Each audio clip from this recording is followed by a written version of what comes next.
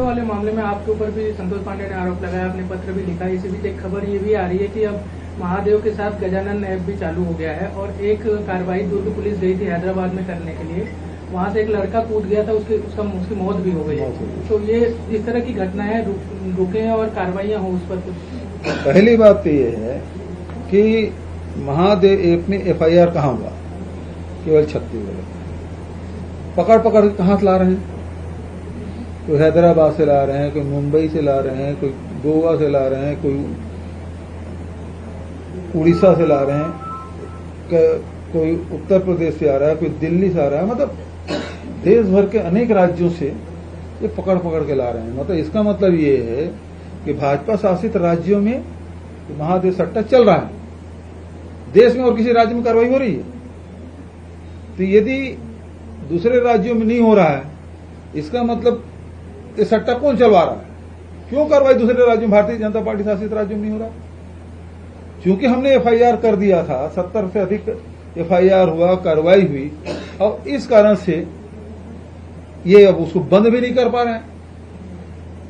दूसरी बात यह है कि अब डबल इंजन की सरकार है, क्योंकि जो विदेश भाग गया है तो उसे लाने की जिम्मेदारी तो भारत सरकार की होती है। तो इसीलिए हमारी सरकार में ही लुकआउट सर्कुलर की हमने मांग की थी और कर भी दिया, लेकिन अभी तक आरोपित आए नहीं, पकड़े गए नहीं।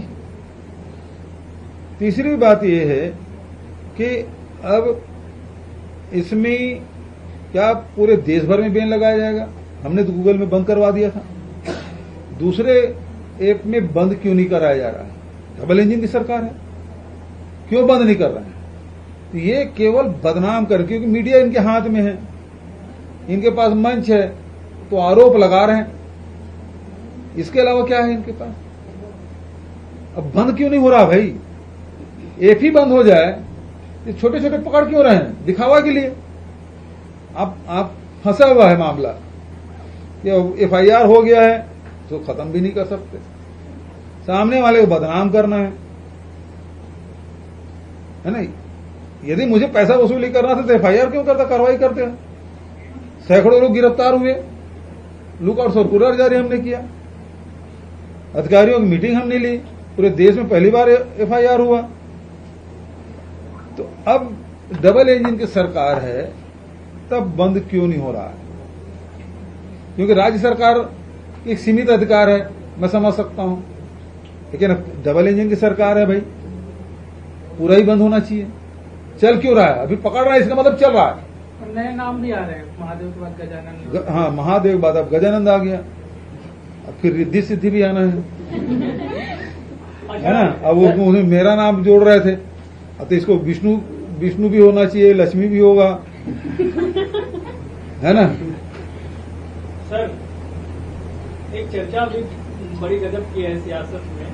डॉक्टर साहब राज्यपाल बन सकते हैं, राजनांदगांव में उपचुनाव हो सकता है, कोई बड़े व्यक्ति जो है विधानसभा अध्यक्ष बन जाएंगे, इस तरह की चर्चा हो रही है क्या सियासत में? आपके पास नहीं कानून से कुछ ऐसा हवा में? देखो भाई, ऐसा है कि यहाँ तो मंत्रिमंडल 2 पद खाली हो गए, विधानसभा उपाध्यक्ष 1 पद खाली है, उसमें भर नहीं रहे भाई लोग।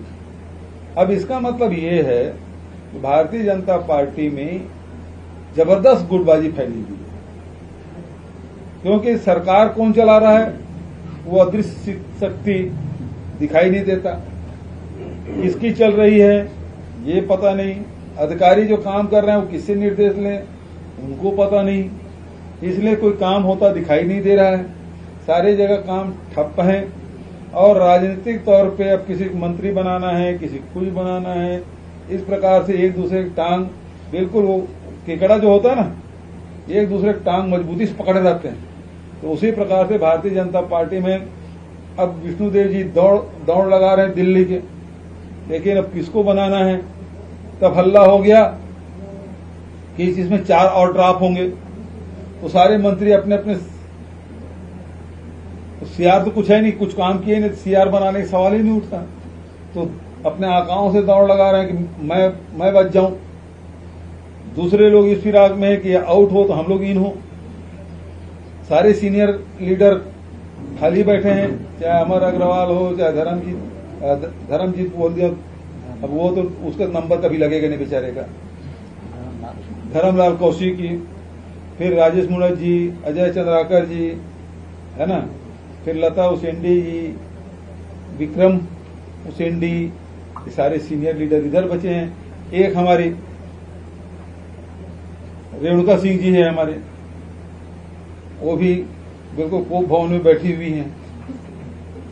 तो ये है कि तो संभाला कैसे जाए।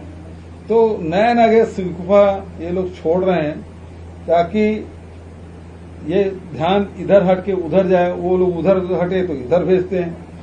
अब ब्रिजमोहन जी को तो आउट ही कर दिए, वो चाहते तो नहीं थे लोकसभा लड़ना, लड़ गए, जीत गए, तो मंत्री पद का से इस्तीफा नहीं देना चाहते थे। अब वो भी मांग लिया गया, वो भी गया। अब डॉक्टर रमन सिंह को खो करने की कोशिश कर रहे हैं। तो ये स्थिति ये चल रहा है इनके बीच में। धन्यवाद। आप देख रहे हैं दैनिक चिंतक। आगे की अपडेट के लिए बने रहे हमारे साथ। हमारे चैनल को लाइक, सब्सक्राइब और शेयर करना ना भूलें।